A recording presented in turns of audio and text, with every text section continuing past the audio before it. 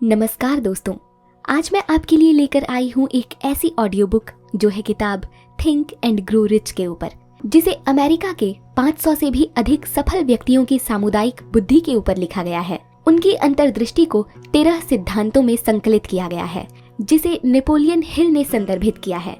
सफलता की दार्शनिकता मतलब किताब थिंक एंड ग्रो रिच में योगदान करते हैं। हालांकि थिंक एंड ग्रो रिच को केवल सफलता के लिए एक विधि या प्रणाली के रूप में परिभाषित होने से इनकार करते हुए नेपोलियन हिल ने अपनी किताब के लक्ष्यों को बताया था। उनका कहना है कि पाठक को आत्मसचेत बनाने में मदद करना इस पुस्तक का मुख्य उद्देश्य है। ये पुस्तक पाठक को ये समझाने में मदद करेंगे कि कैसे ब्रह्मांड के अव्ययी नियमों के बीच अधिक प्रभावशाली बने। नेपोलियन हिल के इस किताब में दिए गए 13 सफलता के सिद्धांत एक उपलब्धि की दार्शनिकता प्रस्तुत करते हैं, जो आपको सोचने में मदद करते हैं कि आगे कैसे बढ़ें। इसमें 13 सिद्धांत दिए गए हैं जो पर्सनल सक्सेस और वेल्थ एक्यूमुलेशन के लिए हैं, जो इस प्रकार हैं। पहला, डिजायर यानी इच्छा। कोई भी उपलब्धि की शुरुआत इच्छा से होती है। ये सिर्फ चाहने की बात नहीं, बल्कि किसी चीज के लिए गहरी इच्छा होना बहुत ज्यादा जरूरी है। दूसरा है विश्वास। विश्वास वो अमर करने वाला अमृत है जो सोच के आवेग को जीवन, शक्ति और क्रिया देता है। ये एक मन की स्थिति है जो सकारात्मक विचारों और मजबूत भावनाओं के साथ बनाई जा सकती है। तीसरा है ऑटो सजेशन यानी स्वयं सुझाव। इस सिद्धांत का मतलब है कि स्वयं के मन को सुझाव देने की शक्ति द्वारा प्रभावित करना। चौथा है स्पेशलाइज्ड नॉलेज। ज्ञान संभव शक्ति है। ये तभी शक्ति बन जाती है जब इसे किसी निश्चित कार्य योजना में संगठित किया जाता है और इसे किसी निश्चित लक्ष्य की तरफ निर्देशित किया जाता है। पांचवा है इमेजिनेशन या कल्पना। मन की वो कार्यशाला जो हमें बहुत मदद कर सकती है वो पाने में जो हम चाहते हैं। छठा है ऑर्गेनाइज्ड प्लानिंग यानी संगठित योजना। इच्छा को कार्य में परिवर्तित करना और इच्छा का ढंग से आयोजन करना। सातवां है डिसीजन या निर्णय।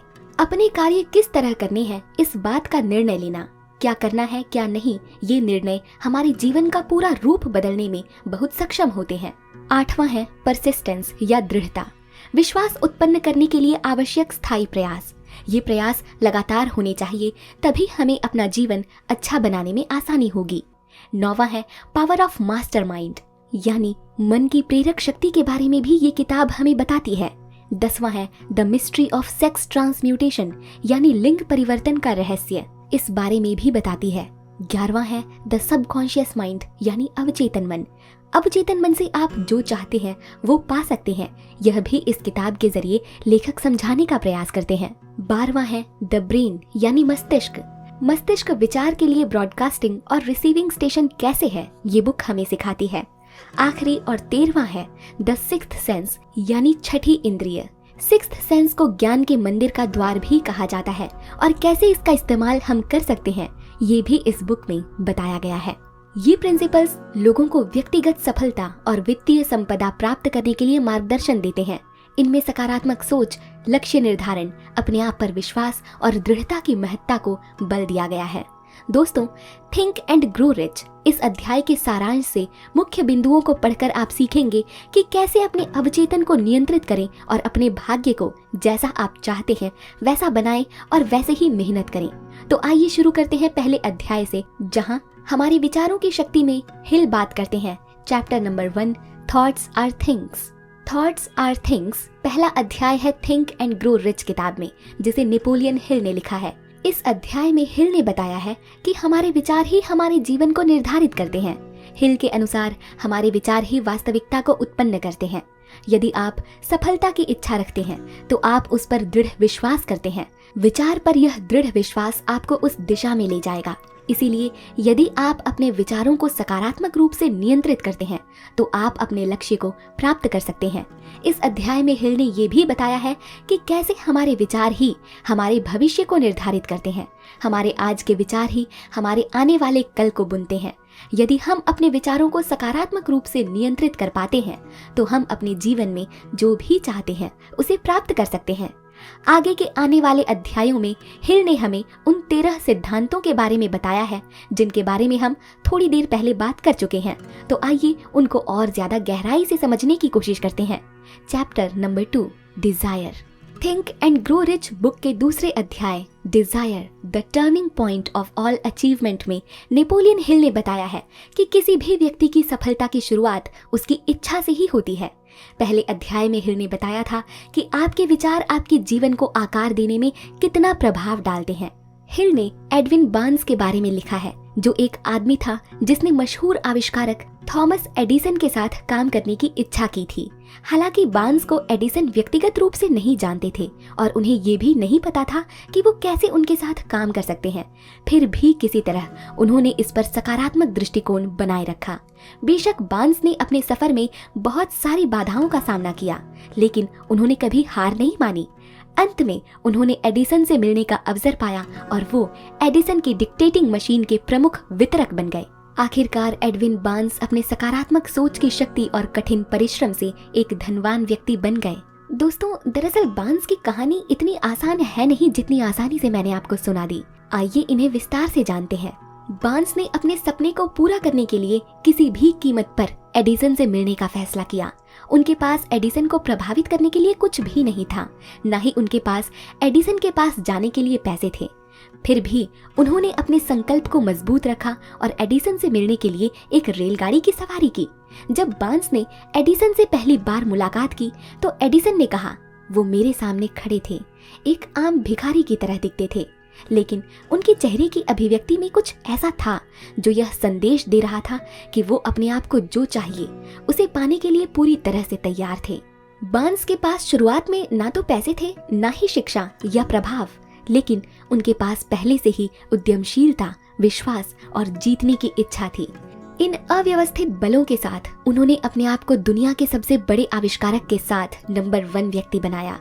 यह ध्यान देने योग्य है कि बार्न्स को अपने सपने को पूरा करने के लिए लगातार मेहनत, जोश और धीरज रखने की जरूरत पड़ी।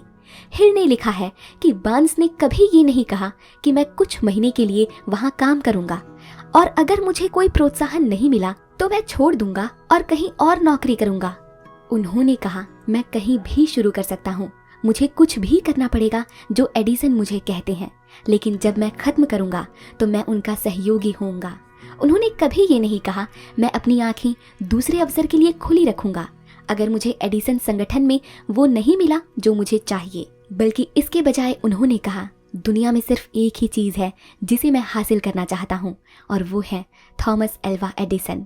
उनके साथ व्यावसायिक संगठन। मैं अपने पिछले सभी पलों को भूल जाऊंगा और अपने भविष्य को अपनी योग्यता पर दांव लगाऊंगा कि मुझे जो चाहिए वो मिलेगा। उन्होंने अपने आप को किसी भी संभव रिट्रीट का कोई मार्ग नहीं छोड़ा। उन्हें जीतना ही था या विनाश होना था। यही सफलता की बार्न्स की कहानी है। हिल कहते हैं कि इस प्रकार की धीरज भरी कहानी एक महान सफलता की कहानी बनाती है। लेकिन मैं आपसे पूछना चाहता हूँ, आप कितने लोगों को जानते हैं जो इतनी मेहनत करने और इतना जोखिम उठाने के लिए तैयार हैं कुछ हासिल करने के लिए? मैं ये पूछ रहा हूँ क्योंकि मैं अक्सर इससे संघर्ष करता हूँ। एडविन बार्न्स के अलावा हिल ने डैर्बी के बारे में भी लिखा है, जो सोना खोदने में असफल हुआ था। डैर्बी की कहानी एक प्रसिद्ध प्रेरणा देने वाली कहानी बन गई है, जो अक्सर सेल्फ हेल्प इंडस्ट्री में शेयर की जाती है। डैर्बी के एक अंकल सोना खोदने के लिए वेस्ट गए थे। उन्होंने खुदाई शुरू की और फावड़े से काम शुरू किया। काम करना कठिन था, लेकिन उनकी सोने की ललक पक्की थी। कुछ हफ्ते की मेहनत के बाद उन्हें सोना मिला। उन्हें सोने को सतह पर लाने के लिए मशीनरी की जरूरत थी। उन्होंने माइन को ढक दिया, अपने घर विलियम्सबर्ग मैरीलैंड वापस गए, अपने रिश्तेदारों और कुछ पड़ोसियों को स्ट्राइक के बारे में बताया। उन्होंने मशीनरी के लिए पैसा इकट्ठा किया और उसे शिप किया। अंकल और डैर्बी ने माइन में काम करना शुरू किया। डैर्बी ने अपना काम छोड़ दिया जब उन्हें सोना नहीं मिला, लेकिन जिस व्यक्ति ने डैर्बी से उनका उपकरण खरीदा, उसने उसी जगह खुदाई करनी शुरू की जहां डैर्बी ने छोड़ दिया था, और कुछ ही फीट नीचे खोदने पर उस व्यक्ति को सोना मिल गया। इन उदाहरणों से ये सीखने को मिलता है कि अगर हम अपनी इच्छाओं को पूरा करने के लिए सकारात्मक सोच और दृढ़ संकल्प के साथ काम करते हैं, तो हमें अपनी मंजिल तक पहुंचने से कोई नहीं रोक सकता। हार नहीं मानना चाहिए, क्योंकि सफलता हमेशा थोड़ी सी दूर होती है। इसीलिए दोस्तों, चाहे कितनी ही मुश्किल क्यों न आ जाए, चाहे आपको लगने लगे कि आपके लिए सारे दरवाजे बंद हो गए हैं, या फिर आपको लगे कि अब आपसे नहीं होगा, तब आपको बस अपने अंदर एक उम्मीद की किरण को रोशन करना है। यही उम्मीद की किरण आपको अपने लक्ष्य तक जरूर पहुंचाएगी। चैप्टर नंबर 3, फेथ यानी विश्वास। थिंक एंड ग्रो रिच का तीसरा अध्याय, faith, visualisation of belief and attainment of desire में नेपोलियन हिल ने बताया कि कैसे विश्वास और सोच को मिलाकर अवचेतन मन उसका अनुवाद करता है और इसे अनंत बुद्धि को भेजता है, जैसे कि प्रार्थना में होता है। हिल के अनुसार जब आप अपने अवचेतन मन को ऑटो सजेशन के माध्यम से बार बार निर्देश देकर विश्वास में बदल देते हैं, तो ये विश्वास आपको अपनी इच्छाओं को प्राप्त करने में मदद करता है। नेपोलियन हिल के अनुसार इच्छा सभी उपलब्धियों की शुरुआत है। कोई भी व्यक्ति कुछ भी प्राप्त कर सकता है अगर उनकी इच्छा बहुत मजबूत है। और इच्छा सिर्फ एक कामना या आशा नहीं होती, ये निश्चित और अतृप्त होती है। हिल लिखते हैं, मन को नियंत्रित करने का सबसे व्यावहारिक तरीका यही है कि उसे एक निश्चित उद्देश्य के साथ व्यस्त रखने की आदत बनाएं। तो एक निश्चित उद्देश्य होता क्या है? एक निश्चित उद्देश्य एक लक्ष्य हो सकता है या कोई भी चीज जो आप प्राप्त करना चाहते हो, दो विशेषताओं के साथ। अब ये विशेषताएं कौन सी हैं? पहली, ये एक प्रमुख निश्चित उद्देश्य होना चाहिए, ना कि बहुत सारे। दूसरी, ये निश्चित होना चाहिए। इस किताब में हिल ने बताया है कि कैसे कोई भी व्यक्ति अपनी इच्छाओं को जीवन में प्राप्त कर सकता है, जैसे कि धन इकट्ठा करना। इसके लिए सबसे पहले उनका कहना है कि अपने मन में धन की एग्जैक्ट राशि फिक्स कर लें जो आप प्राप्त करना चाहते हैं। मान लीजिए आपको एक गाड़ी खरीदनी है जिसकी कीमत 10 लाख रुपए है, तो आपको अपने मन में ये फिक्स कर लेना है कि आपको 10 लाख रुपए जमा करने हैं, ना इससे ज्यादा ना इससे कम। दूसरा, निश्चित करें कि आप इस राशि को प्राप्त करने के लिए क्या समर्पित करना चाहते हैं। मान लीजिए आपको इस राशि को जमा करने के लिए बहुत मेहनत करनी पड़ सकती है, तो आप खुद को अंदर से तैयार कर लें मेहनत करने के लिए। इसके बाद ये निर्धारित करें कि आप इसे कब तक प्राप्त करना चाहते हैं। अगर आप यह गाड़ी अगले महीने तक खरीदना चाहते हैं, तो आपके पास इस महीने के अंत तक 10 लाख की राशि होनी चाहिए। अब एक योजना बनाएं और तुरंत पहला कदम उठाएं। आपको किस प्रकार की मेहनत करनी है और आपके हाथ में किस तारीख तक ये कीमत होनी चाहिए, ये सब आपको स्पष्ट रखना होगा अपने मन में। और फिर अपनी इच्छा को एक स्पष्ट और संकल्पित वाक्य में वर्णन करें। अंत में अपनी स्थिति को रोजाना 2 बार जोर आवाज में पढ़ें या दोहराएं, ताकि आपके सबकॉन्शियस मन में ये बात अच्छे से बैठ जाए, वो सुन पाए आपकी बात। ये कुल 6 कदम आपकी इच्छा को आपके मन से उसके भौतिक समानांत में परिवर्तित करने का हिस्सा है। ये इस किताब के मुख्य सिद्धांत की शुरुआत है, जो ये है कि अपने अवचेतन मन की शक्ति को टैप करें ताकि वो पूरा कर सके जो उसे निर्देशित किया गया है। इसीलिए दोस्तों, आपकी सफलता आपके विश्वास पर निर्भर करती है। अगर आप अपने लक्ष्य को प्राप्त करने में सकारात्मक रूप से विश्वास रखते हैं, तो आप उसे अवश्य प्राप्त कर सकते हैं। आगे इस अध्याय में हिल ने अटल विश्वास के महत्व के बारे में लिखा है। उन्होंने माना है कि जब आपके पास सब कुछ बिखर रहा हो, तब विश्वास रखना कठिन और चुनौतीपूर्ण होता है। लेकिन हिल कहते हैं कि विश्वास कठिन समय में ही बिल्कुल आवश्यक है। हिल अपने पाठकों को सजेस्ट करते हैं कि वो अपने विचारों पर प्रतिदिन 30 मिनट व्यतीत करके विश्वास बनाएं, क्योंकि आपके मन में जो सकारात्मक विचार हैं वो अत्यंत शक्तिशाली होते हैं और आपको कठिन समयों में भी सही दिशा में प्रभावित कर सकते हैं। लेखक ने विजुअलाइजेशन के अभ्यास के अच्छे और बुरे दोनों पहलुओं को बताया है। जब कोई व्यक्ति अपने आप को नकारात्मक रूप से देखता है और अपने अवचेतन मन को नकारात्मक विश्वास कम्युनिकेट करता है, तो वो एक नकारात्मक जीवन जीता है। दूसरी तरफ जो व्यक्ति सकारात्मक होता है, वो हमेशा अपने आप को सफल देखता है और अपनी इच्छा को पूरा होते हुए विजुअलाइज करता है। वो अंत में सफल और धनवान जीवन जीता है। हम जाने अनजाने में जब खुद को ऐसी स्थिति में होने की कल्पना करते हैं, तो हम ऐसी स्थिति को मैनिफेस्ट कर लेते हैं और ये हमारे लिए एक बहुत हानिकारक प्रक्रिया हो जाती है, जिसके कारण हमें जीवन में बहुत सी कठिनाइयां झेलनी पड़ती हैं, जो हमने खुद ही बनाई होती हैं। नेपोलियन हिल का एक प्रसिद्ध उदाहरण है कि जो कुछ भी मन सोच सकता है और उस पर विश्वास कर सकता है, वो उसे प्राप्त भी कर सकता है। हिल मानते हैं कि अगर आप जीवन में जो कुछ भी पाना चाहते हैं, तो आपको उसे अपने मन में देखना होगा और फिर उसमें पूरा विश्वास करना होगा। आपको विश्वास रखना होगा और ये समझना होगा कि आप ये कर सकते हैं, चाहे आप मानते हैं कि आप कर सकते हैं या नहीं, आप सही हैं। Chapter number 4, auto suggestion, think and grow rich book का चौथा अध्याय ऑटो सजेशन यानी स्वयं सुझाव पर एक छोटी सी कहानी के माध्यम से समझाया गया है। एक समय की बात है, एक लड़का था जिसका नाम था राहुल। राहुल एक आम लड़का था, लेकिन उसकी एक खास बात थी, वो अपने आप से बातें करता था। लोग उसे अजीब समझते थे, लेकिन राहुल को इससे कोई फर्क नहीं पड़ता था। एक दिन राहुल ने डिसाइड किया कि वो एक सक्सेसफुल व्यापारी बनना चाहता है, लेकिन उसके पास ना तो पैसे थे और ना ही कोई बिजनेस आइडिया। फिर भी राहुल ने हर रोज अपने आप से कहा कि मैं एक सफल व्यापारी हूँ और बनूंगा। वो ये बात अपने दिमाग में बार बार दोहराता था। दिन बीत गए, महीने बीत गए, राहुल अब भी अपने आप से यही बात कहता था। एक दिन जब वो सो रहा था, तब उसके दिमाग में एक बिजनेस का आइडिया आया। वो उठा और उसने अपने आइडिया को लिखना शुरू किया।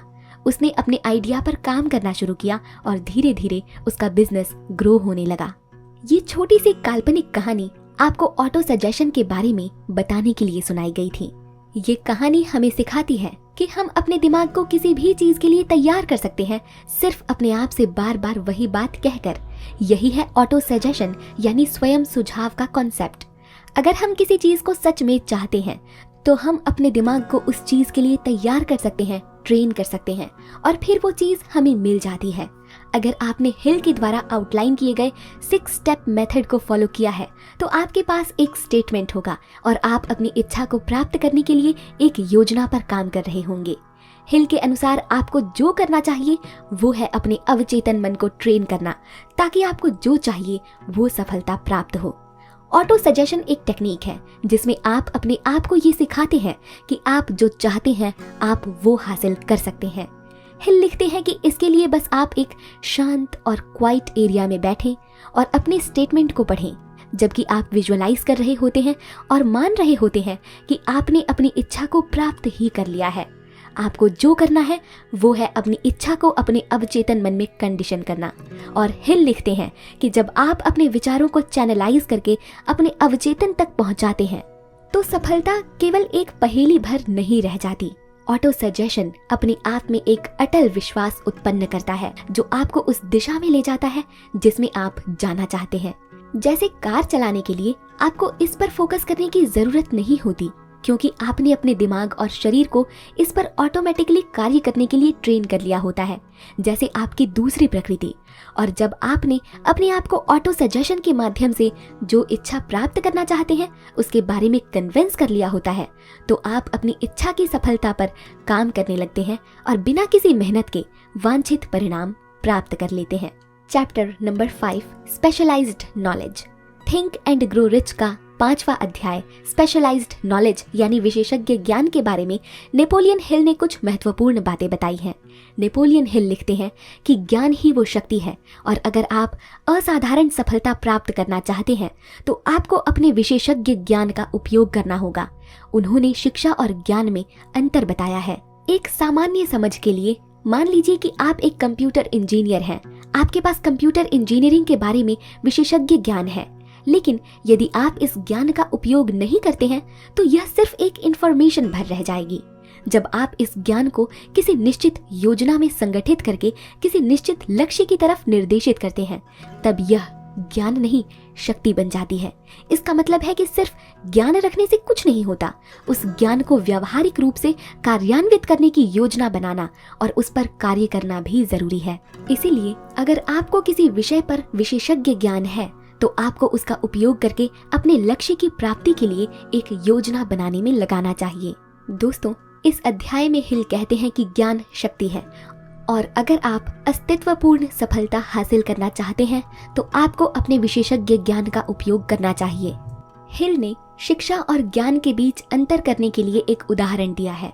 उन्होंने लिखा है कि प्रोफेसर्स और टीचर्स बहुत ज्ञानवान होते हैं, लेकिन उनमें से कुछ अपनी वित्तीय स्थिति से संघर्ष कर रहे होते हैं, क्योंकि उन्हें अपने ज्ञान को व्यावहारिक योजनाओं के साथ संगठन करने में असफलता होती है। ज्ञान का उपयोग महत्वपूर्ण है। ज्ञान अपने आप में सिर्फ संभावित शक्ति का एक रूप है। इसीलिए हिल पाठकों को सजेस्ट करते हैं कि वो हमेशा सार्वजनिक पुस्तकालयों, प्रशिक्षण पाठ्यक्रमों, विश्वविद्यालयों, महाविद्यालयों, व्यावहारिक अनुभवों के माध्यम से ज्ञान प्राप्त करें और अक्सर संबंधित उपयोग की किताबों को पढ़ें, ताकि आपको किसी विषय पर विविध प्रकार के विशेषज्ञ ज्ञान हासिल हों। आप उन पर निर्भर कर सकते हैं और उनका उपयोग कर सकते हैं अपनी सफलता हासिल करने में। हिल ये भी कहते हैं कि शिक्षा प्रणाली शायद सबसे अच्छी प्रणाली नहीं हो सकती, क्योंकि ये विद्यार्थियों के साथ शेयर नहीं करती कि वो सीखी गई जानकारी को कैसे संगठन और उपयोग कर सकते हैं। अगर ज्ञान अपने आप में एक शक्ति है तो हर स्कूल के शिक्षक सबसे सफल लोग होंगे और अपने जीवन में सबसे धनवान। हालांकि सच्चाई इससे अलग है। आपके द्वारा प्राप्त किए गए विचारों और ज्ञान का क्रियान्वयन अंतर बनाता है। Chapter number 6, imagination. कई साल पहले एक ड्रग स्टोर का क्लर्क अपनी सारी बचत लगभग $500 का इस्तेमाल करके एक पुरानी केटल, एक लकड़ी का चम्मच और एक डॉक्टर से एक सीक्रेट फॉर्मूला खरीद कर लाया। ये डॉक्टर के लिए एक अच्छी डील थी, जो रिटायर होना चाहते थे। लेकिन डॉक्टर को ये बात नहीं पता थी कि ये क्लर्क एजा कैंडलर के लिए एक जीवन बदलने वाली डील निकलेगी। एजा कैंडलर को पता था कि उन्होंने असल में केटल और लकड़ी का चम्मच नहीं खरीदा, बल्कि एक विचार खरीदा। फिर कैंडलर ने अपनी कल्पना के माध्यम से सीक्रेट फॉर्मूला के साथ कुछ इंग्रेडिएंट्स को मिक्स किया और कोको कोला बनाया। कैंडलर ने नए ड्रिंक की एग्रेसिवली मार्केटिंग की और इसके साथ सुपर सक्सेसफुल हो गए, और कोको कोला ने दुनिया भर में हजारों करोड़ों लोगों के लिए नौकरियां और व्यावसायिक अवसरों को सृजित किया। और ये सब एक विचार से शुरू हुआ। हिल कहते हैं कि कल्पना सफलता के लिए सबसे महत्वपूर्ण कदम है जो हर किसी को उपयोग करना चाहिए, और उन्होंने समझाया कि कल्पना के 2 प्रकार होते हैं। एक सिंथेटिक कल्पना जो सिंपली मौजूदा विचारों को नए अवधारणाओं में रीअरेंज करती है, और कल्पना का एक और प्रकार है क्रिएटिव कल्पना, जो कुछ भी नहीं से कुछ बनाती है। अधिकांश लोग सोचते हैं कि सबसे अमीर लोग हार्डवर्क से बनते हैं, जो हिल के अनुसार केवल आंशिक रूप से सत्य है, यानी कि केवल आधा सच। हिल लिखते हैं कि धन आता है केवल एक तरीके से, निश्चित मांगों की प्रतिक्रिया में निश्चित सिद्धांतों के उपयोग पर आधारित। जब एक विचारों के सृजन करने वाला और विचारों का विक्रेता एक साथ आते हैं और हार्मनी में काम करते हैं, तो कल्पना से आने वाले विचार बल लेते हैं, जो चीजों को वास्तविकता में लाने का कारण बनते हैं। और इसीलिए आपको अपनी विशेषज्ञ ज्ञान में कल्पना जोड़नी चाहिए ताकि आप धनवान बन सकें। दोस्तों, हमने कल्पना करने की शक्ति के बारे में ना जाने कितनी ही बार बात की है। इससे न केवल हम जो चाहते हैं वो पा सकते हैं, बल्कि इस माध्यम से हम अपने जीवन को एक नई दिशा दे सकते हैं। हाँ, लेकिन ध्यान रखने वाली बात यह है कि कभी भी बुरे की कल्पना ना करें, ना ही अपने लिए और ना ही किसी और के लिए। Chapter number 7, organised planning. दोस्तों, क्या आपको याद है जब आप छोटे थे और आपकी परीक्षा आने वाली होती थी, तो आप कैसे सब कुछ प्लान कर लेते थे? आपके हाथ में किस विषय के लिए कितना समय है, इस हिसाब से आप अपने पढ़ने का एक माध्यम चुन लेते थे और फिर जी जान से अपनी परीक्षा देकर आते थे। ये आपकी ऑर्गेनाइज्ड प्लानिंग ही तो थी। पिछले अध्याय में हिल ने पहले ही ऑर्गेनाइज्ड इंफॉर्मेशन के महत्व को धन प्राप्त करने के लिए छुआ था, और इस अध्याय में हिल चर्चा करते हैं कि कैसे कोई व्यक्ति ऑर्गेनाइज्ड प्लानिंग के माध्यम से असाधारण सफलता प्राप्त कर सकता है। उन्होंने पाठकों के साथ कुछ कदम शेयर किए हैं जो लोगों की इच्छाओं को पूरा करने के लिए एक व्यावहारिक योजना बनाने के लिए उठाए जा सकते हैं। सबसे पहले इस संदर्भ में हिल कहते हैं कि आपको अपने आप को अन्य लोगों के साथ जोड़ना होगा ताकि एक दिशा बनाई जाए और अपनी योजना को व्यावहारिक रूप से लागू किया जाए। उन्होंने इस टेक्निक को मास्टरमाइंड कहा, जिसके लिए उन्होंने एक पूरा अध्याय भी समर्पित किया है। इस टेक्निक के साथ जुड़ने से पहले आपको ये निर्धारित करना होगा कि आप उन्हें उनकी मदद और सहयोग के बदले में क्या ऑफर कर सकते हैं। इसके अलावा आपको ये भी सुनिश्चित करना होगा कि आप अपने मास्टरमाइंड टेक्निक से कम हर हफ्ते 2 बार मिलते हैं, ताकि अपनी योजना को परफेक्ट करें और अपनी क्रिया को रणनीति बनाएं, और हमेशा अपनी टेक्निक के साथ सामंजस्य बनाए रखने की कोशिश करें ताकि बेहतर परिणाम प्राप्त हों। हिल ये भी कहते हैं कि योजना बनाने की प्रक्रिया निरंतर और स्थायी होनी चाहिए। यदि आप कठिनाइयों और असफलता का सामना करते हैं तो कभी हार न मानें और अपने विचार पर काम करते रहें और अपनी योजनाओं में सुधार करते रहें।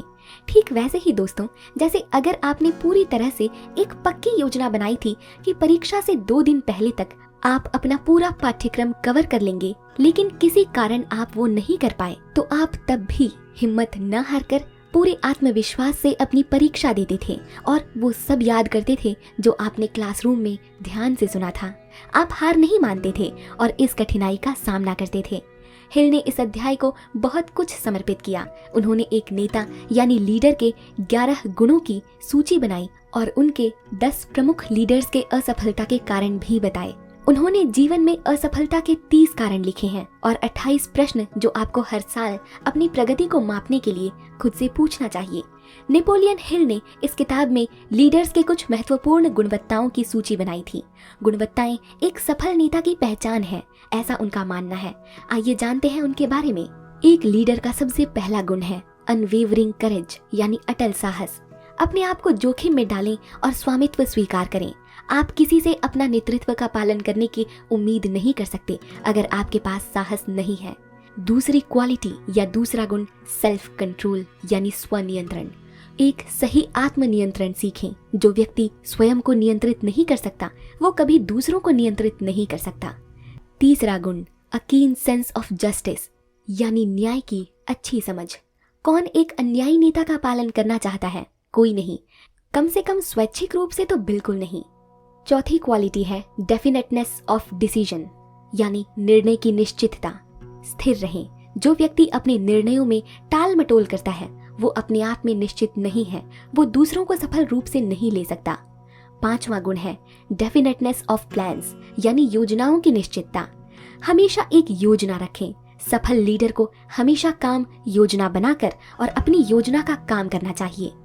छठी क्वालिटी है the habit of doing more than paid for यानी भुगतान से अधिक कार्य करने की आदत। अधिक दें।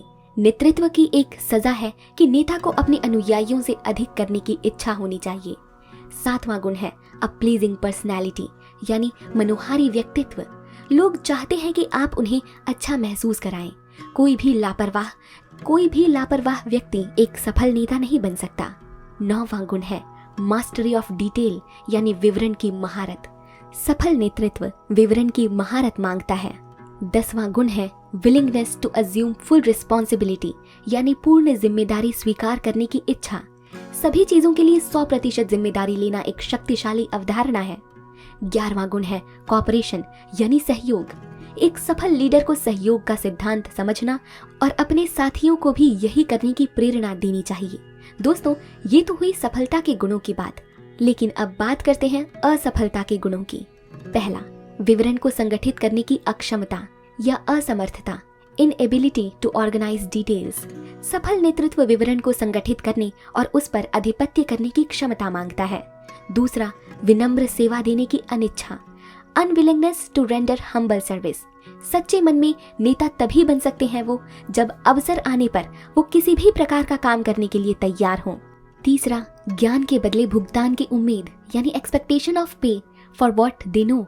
दुनिया लोगों को उनके ज्ञान के लिए नहीं बल्कि उनके कार्य के लिए भुगतान करती है, इसीलिए ये आशा करना कि उन्हें ज्ञान के बदले पैसे मिलेंगे तो ये गलत है। अनुयायियों से प्रतियोगिता का भय, ये चौथा गुण है, fear of competition from followers. पांचवा, कल्पना की कमी। छठा, स्वार्थ। सातवां, अति संग्रह। अति संग्रह की यह स्थिति तब उत्पन्न होती है जब एक नेतृत्व करने वाले व्यक्ति में संयम का अभाव होता है यानी धैर्य का अभाव होता है। वो लालच के लिए अति संग्रह यानी अधिक से अधिक धन इकट्ठा करने में जुट जाता है।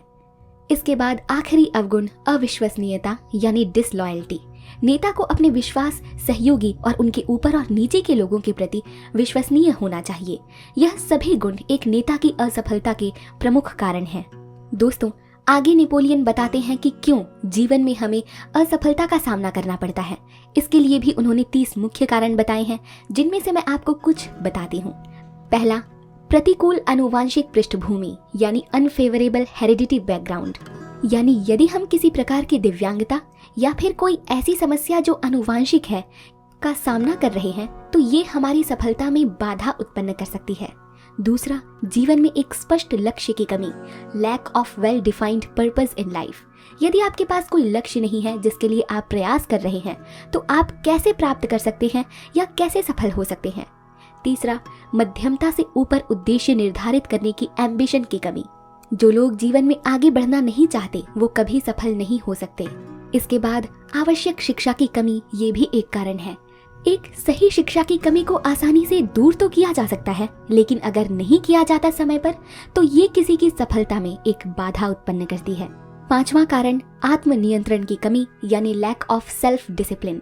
यदि आप आईने के सामने खड़े होकर महसूस करते हैं कि आप अपने सबसे बड़े शत्रु को देख रहे हैं, तो यह आपकी असफलता का एक बड़ा कारण हो सकता है।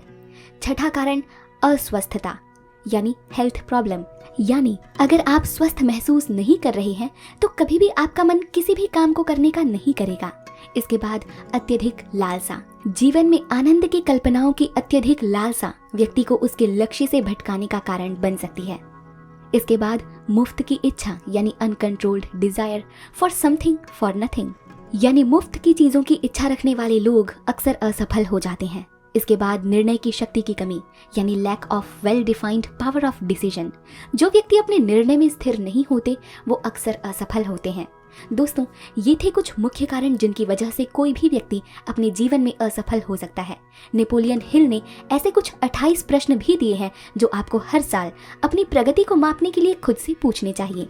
उनमें से कुछ सवाल मैं आपको बताती हूँ जिन्हें शायद आप पूछकर अपनी प्रगति को माप सकते हैं। तो आइए जानते हैं वो सवाल कौन से हैं। पहला सवाल, क्या मैंने इस साल अपने उद्देश्य को प्राप्त किया है? दूसरा सवाल, क्या मैंने अपनी क्षमता के अनुसार संभावित सर्वोत्तम गुणवत्ता की सेवा प्रदान की है या क्या मैंने इस सेवा का कोई भी हिस्सा सुधार किया? तीसरा सवाल, क्या मैंने अपनी क्षमता के अनुसार सेवा की सबसे अधिक मात्रा प्रदान की है? चौथा, क्या मेरे आचरण का भाव हर समय समन्वयी और सहयोगी रहा है? पांचवा, क्या मैंने टाल मटोल की आदत को अपनी क्षमता को कम करने की अनुमति दी है और यदि हाँ तो किस हद तक? छठा, क्या मैंने अपने व्यक्तित्व को सुधारा है और यदि हाँ तो किस तरह? सातवां, क्या मैंने अपनी योजनाओं को पूर्ण रूप से अंजाम देने में स्थायी रहा? आठवां, क्या मैं सभी अवसरों पर तुरंत और निश्चित रूप से निर्णय ले पाया? नौवां, क्या मैंने किसी एक या अधिक मूलभूत भावों जैसे गरीबी, आलोचना, अस्वस्थता, किसी के प्रेम की हानि, बुढ़ापा या मृत्यु इत्यादि भावनाओं को अपनी क्षमताओं को कम करने की अनुमति दी है? 10वां, क्या मैंने अत्यधिक सावधानी या कम सावधानियां बरती हैं? 11वां, क्या मेरे संबंध अपने सहयोगी कर्मचारियों के साथ सुखद रहे हैं या दुखद? और अगर यह दुखद रहे हैं तो क्या दोष पूरी तरह या आंशिक रूप से मेरा था? 12वां, क्या मैंने अपनी ऊर्जा का कोई भी हिस्सा प्रयास की कमी के कारण नष्ट किया है? 13वां, क्या मैंने सभी विषयों के संबंध में खुला मन और सहिष्णुता दिखाई है? 14वां, मैंने अपने काम करने की क्षमता को किस तरह से सुधारा है? तो दोस्तों, आप इस नए साल की शुरुआत करने से पहले खुद से ऐसे ही सवाल पूछ सकते हैं। आपको अपनी सफलता मापने में आसानी होगी और आगे के लिए आप और ज्यादा दृढ़ निश्चयी हो पाएंगे। इसके बाद chapter number 8 decision. Napoleon Hill के अनुसार लोगों की असफलता का सबसे आम कारण टाल मटोल करना है, यानी कि अपने काम को बाद के समय के लिए टाल देना। उनका कहना है कि टाल मटोल से बचना और तुरंत कार्य करना जरूरी है। अधिकांश लोग इंतजार करते हैं और चीजें तुरंत करने से इनकार कर देते हैं, जिससे वो मोटिवेशन खो देते हैं और अंत में उनकी योजना असफल हो जाती है।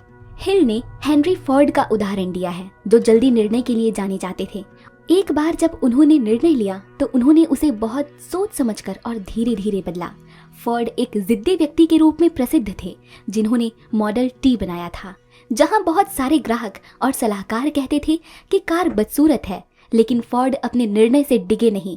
और बेशक फोर्ड की दृढ़ता ने उन्हें सुंदर लाभ दिया और फोर्ड को दुनिया के सबसे बड़े कार उत्पादकों में से एक बनाया। उनकी कहानी हमें बताती है कि जब हमारे पास एक निश्चित उद्देश्य होता है तब हमारा निर्णय जल्दी तो आता है, लेकिन दृढ़ होता है, एक सही निर्णय होता है और हमें ये समझ में आता है कि हमें क्या चाहिए। और ये क्षमता नेताओं को परिभाषित करती है। जैसा कि हिल लिखते हैं, दुनिया उस व्यक्ति के लिए जगह बनाने की आदत रखती है जिसके शब्द और क्रियाएं ये दिखाते हैं कि उसे पता है कि वो कहाँ जा रहा है। इसके अलावा हिल ये भी कहते हैं कि अगर आप दूसरों से आसानी से प्रभावित होते हैं और निर्णय लेने में लंबा समय लगाते हैं क्योंकि आपको दूसरों की सलाह सुनने की जरूरत होती है, तो आपको शायद ही कभी सफलता मिलेगी। यह इसीलिए है क्योंकि इसका मतलब है कि आपके पास जो चाहिए उसके लिए एक मजबूत आग नहीं है, एक स्पार्क नहीं है। आपको अपने दिमाग, विचारों, शरीर और आत्मा का उपयोग करना चाहिए एक सही निर्णय में बदलने के लिए और एक पक्का इरादा करना चाहिए। इसीलिए दोस्तों, इतना भी सोच विचार ना कर दें कि किसी बात के ऊपर समय आपकी मुट्ठी से रेत की तरह फिसल जाए और बाद में आप अफसोस करें। Chapter number 9, persistence. दोस्तों, आपने मांझी द माउंटेन मैन की कहानी तो सुनी होगी, जहां आज के समय में एक कमरा बनाने में हमें लगभग 2 से 3 मजदूरों की जरूरत पड़ जाती है। वहीं मांझी ने अकेले एक पहाड़ काटकर वहां एक रास्ता बनाया। क्या उनके लिए वो करना आसान रहा होगा या फिर उनके अंदर कोई दिव्य शक्ति आ गई थी? ऐसा कुछ नहीं है। उन्होंने एक दृढ़ संकल्प लिया और उसको पूरी तरह से जिया। दृढ़ता यानी परसिस्टेंस आपके जीवन में आपकी सफलता और धन को निर्धारित करने वाला एक अत्यंत महत्वपूर्ण कारक है। हिल कहते हैं कि यह एक महत्वपूर्ण आदत या अभ्यास है जो आपको विकसित करना चाहिए ताकि विश्वास बनाया जा सके और आप अपने प्रयासों में सफल हो सकें। हिल ने कुछ उदाहरण दिए हैं जो एक दृढ़ संकल्प प्रदर्शित करते हैं मुश्किल समय का सामना करने में। एक उदाहरण था थॉमस एडिसन का, जो प्रसिद्ध आविष्कारक हैं जिन्होंने लाइट बल्ब इजाद किया था। हिल कहते हैं कि थॉमस एडिसन ने अपने प्रयासों में 10,000 से अधिक बार असफलता का सामना किया, लेकिन एडिसन दृढ़ता से काम करते थे और अपने प्रयोग पर काम करते रहे। सभी असफलताओं के बावजूद अधिकांश लोग कुछ बार असफल होने के बाद ही हार मान लेते हैं। 10,000 बार असफल होने जैसा एडिसन के बराबर पहुंचने के लिए तो बहुत दूर की बात है।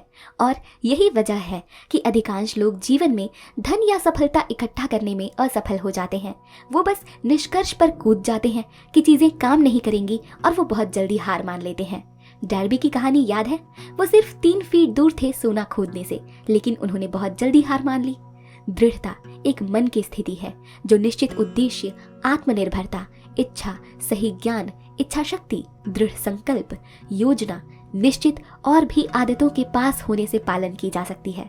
लेकिन इसको अपने जीवन में अपना लेने से आप एक महान व्यक्ति अवश्य ही बन सकते हैं। Chapter number 10, power of the mastermind. Hill लिखते हैं कि मास्टरमाइंड शायद सफलता के सबसे महत्वपूर्ण सिद्धांतों में से एक होते हैं। जैसा कि उन्होंने पहले के अध्यायों में बताया है, आपको ऐसे समूह के सदस्यों की सहायता लेनी चाहिए जो आपके सफर में आपका समर्थन करते हैं, आपको प्रोत्साहित करते हैं। सरल शब्दों में, अनुभव और बुद्धि का समन्वय एक गंभीर आर्थिक लाभ है। उदाहरण के लिए, जब आप ऐसे लोगों से घिरे होते हैं जो हमेशा ऊंची सफलता और बेहतर परिणाम की तरफ बढ़ रहे होते हैं, तो आप भी वैसा ही सोचेंगे और वैसे ही कार्य करेंगे। फिर आपके आसपास के लोगों से प्रभावित होकर आप उनके जैसे बन जाएंगे। दूसरी तरफ, जब आप आलसी और नकारात्मक लोगों से घिरे होते हैं, तो आप भी वही पैटर्न फॉलो करते हैं और आलस और नकारात्मक बन जाते हैं। मास्टरमाइंड्स का समूह एक ऐसे समान विचारधारा वाले लोगों का समूह है जो नियमित रूप से मिलते हैं अपने लक्ष्यों की तरफ बढ़ने के लिए, एक दूसरे को जिम्मेदार रखते हैं और साथ में चैलेंजेस का सामना करते हैं और समस्याओं का समाधान भी। एंड्रयू कार्नेगी एक उद्योगपति जिन्होंने हिल को ये किताब लिखने के लिए प्रेरित किया, उनका अपना मास्टरमाइंड समूह था। यही बात हेनरी फोर्ड के लिए भी लागू होती है। फोर्ड ने एक समूह बनाया और नियमित रूप से थॉमस एडिसन, हार्वी फायरस्टोन और अन्य ब्रिलियंट माइंड के साथ मिलते रहे। नेपोलियन हिल एक ऐसे इंसान हैं जिन्होंने मास्टरमाइंड के कॉन्सेप्ट को फेमस किया। उनका विश्वास है कि कोई भी व्यक्ति दूसरों की सहायता के बिना सफल नहीं हो सकता, और जब वो सहायता की बात करते हैं तो वो किसी भी सहायता की बात नहीं कर रहे, बल्कि विशेष सहायता की बात कर रहे हैं जो अन्य सफल लोगों से मिलती है, जो आपको समर्थन दे सकते हैं, जो आपको इंस्पायर करते हैं, मोटिवेट करते हैं आगे बढ़ने के लिए, आपको नई ऊंचाइयों तक पहुंचने के लिए प्रेरित कर सकते हैं। इसके बाद chapter number 11, the mystery of sex transmutation. इस अध्याय में हिल ने सेक्स ट्रांसम्यूटन की शक्ति का वर्णन किया है।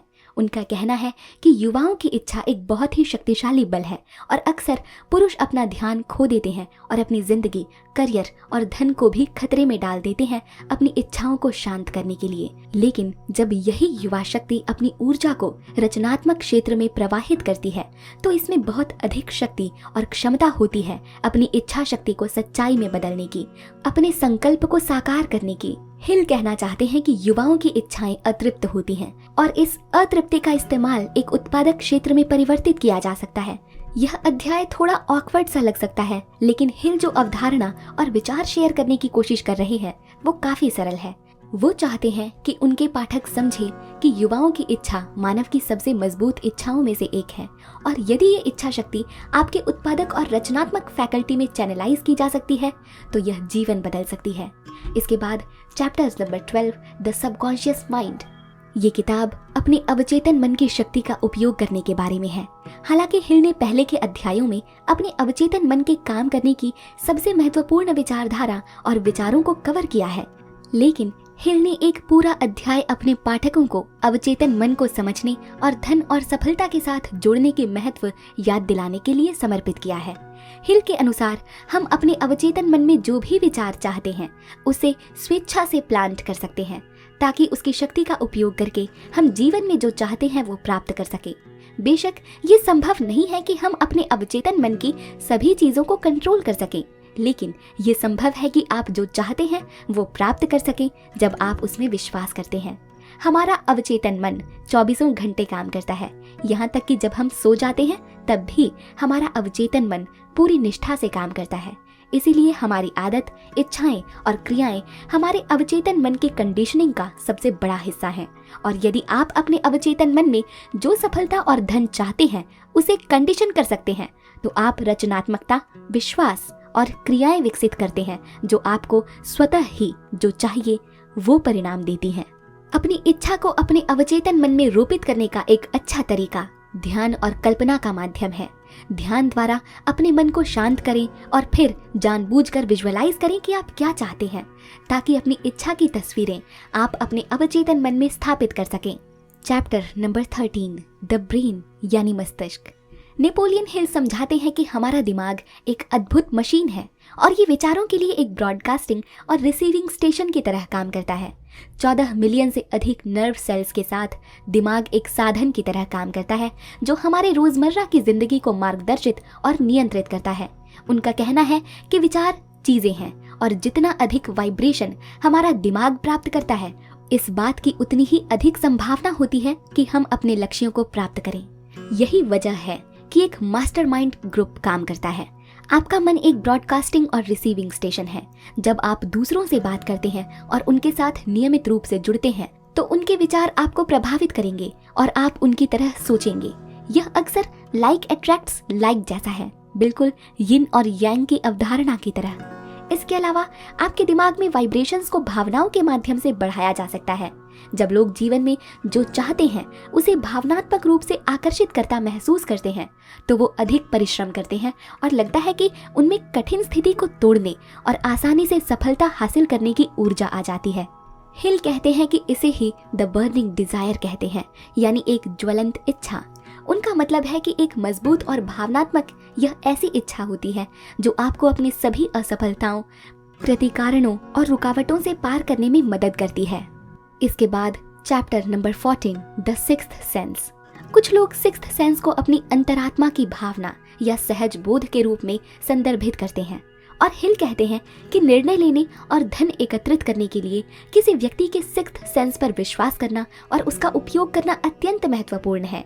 हिल ने सिक्स्थ सेंस को अवचेतन मन का वो हिस्सा कहा है जो क्रिएटिव इमेजिनेशन के रूप में संदर्भित किया गया है, जिसके माध्यम से आपको समय रहते आने वाले खतरों के बारे में चेतावनी दी जाएगी ताकि उनसे बचा जा सके, और अवसरों के बारे में समय रहते सूचित किया जाएगा ताकि उन्हें ग्रहण किया जा सके।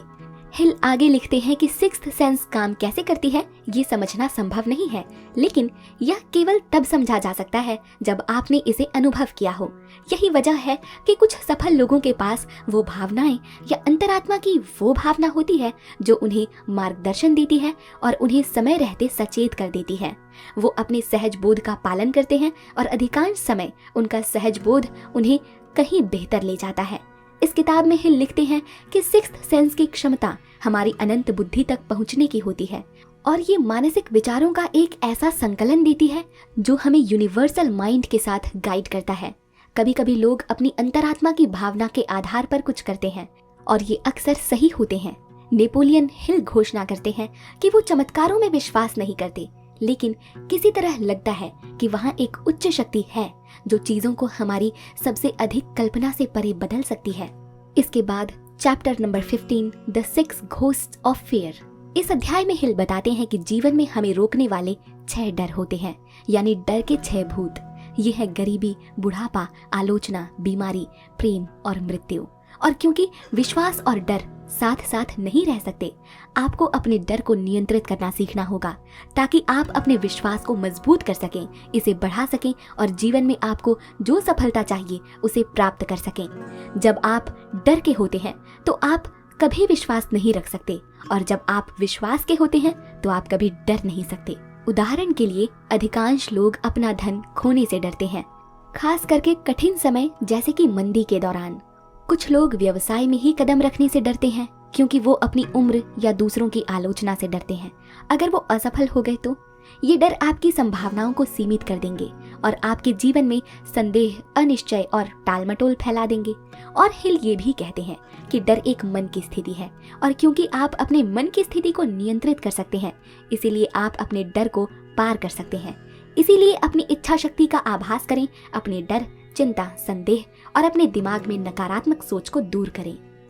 इस सेक्शन में हिल एक और महत्वपूर्ण कारण के बारे में बात करते हैं जो आपको अपनी इच्छाओं को प्राप्त करने और धनवान बनने से रोक सकती है।